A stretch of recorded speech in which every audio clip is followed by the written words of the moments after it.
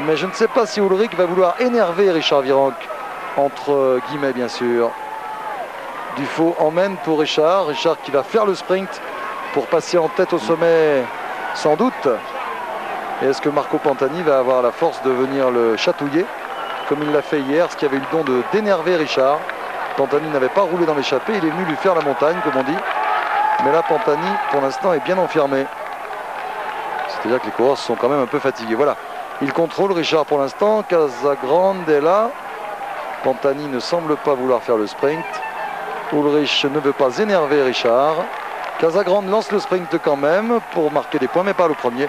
Non, cette fois-ci, Richard Virenque est décidément le roi de la montagne dans ce Tour de France. Et Björn Ries s'est passé en dernière position du groupe.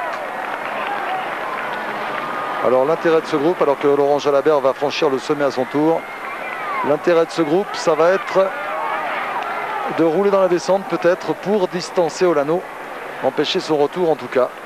23 secondes de retard pour Laurent Jalabert.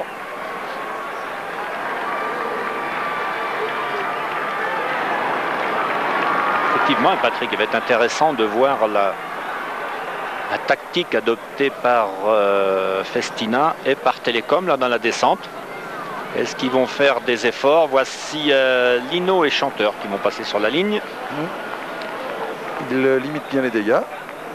Ah, ils sont accompagnés de Kamenzin. Moins d'une minute. Hein. C'est bien ce que fait Pascal Lino dans ce tour. Ah ouais, Kamenzin a envie de revenir. Il y a Sberg aussi, mais Sberg, comme il a Pantani et Conti devant, en principe, il ne va quand même pas trop se faire mal pour la descente. Alors à signaler que demain, on va monter l'Envalira dans l'autre sens hein, pour repartir vers Perpignan. Alors que Björn Ries est toujours aussi énigmatique. On se pose beaucoup de questions sur ses véritables capacités dans ce Tour de France. Et croyez-moi, pas dans quelques minutes, hein, dans 1h30, on en saura plus. Alors que le groupe Olano est maillot jaune. Très bien Cédric Vasseur. Madouas est là également. Et bien dans ce groupe, on va compter Dojva, Horus, Bortolami là-bas au fond. Un retard d'une 47 pour ces hommes. Un retard qui n'a cessé d'augmenter dans l'ascension. Il va falloir faire la descente maintenant. Il n'a cessé d'augmenter mais sans prendre de tournure vraiment catastrophique. On peut expliquer ça par la réflexion que vous avez faite tout à l'heure, Bernard, de dire que ces routes très larges de l'ascension d'Envalira permettent quand même de bénéficier de l'aspiration du coureur qui est devant vous. Tout à fait. Lorsqu'il y a un petit peloton. Ben heureusement que vous dites tout à fait, parce que c'est vous qui l'avez dit tout à l'heure.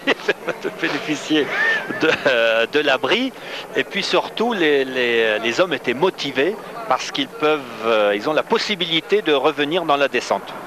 Comme Jalabert, là, qui vraiment est en position de recherche de vitesse. Jean-René dans la descente. Oui Patrick, nous sommes derrière le groupe Ullrich, Virenque, Ries, groupe que viennent de réintégrer deux hommes, Alberto Eli et le jeune champion de Hollande qui fait un beau tour, Michael Bogert. On vient de voir à l'instant Björn Ries tendre ses jambes. Vous savez, il tendait ses jambes et faisait des mouvements un peu comme pour se décontracter les muscles des jambes. Björn Ries qui est actuellement en 6e position de ce groupe. Et la descente de ce col d'Envalira, les virages sont très marqués, mais la descente est en excellent état. La chaussée est très large et voici Laurent Jalabert qui revient. Laurent Jalabert à l'instant qui fait la descente. Voilà Laurent Jalabert qui négocie un virage à gauche et qui va rentrer. Il est revenu seul, Laurent Jalabert. Laurent Jalabert qui va rentrer, Patrick, dans le groupe Virenque, Ullrich, Ries. Ce sera fait dans quelques secondes. Oui, on assiste aussi. Et puis, puisque vous êtes devant votre télévision, regardez Jalabert, mais regardez aussi dans le lointain là-bas ces montagnes. Nous sommes au sommet du Tour de France. C'était le souvenir Henri Desgranges, qui revient.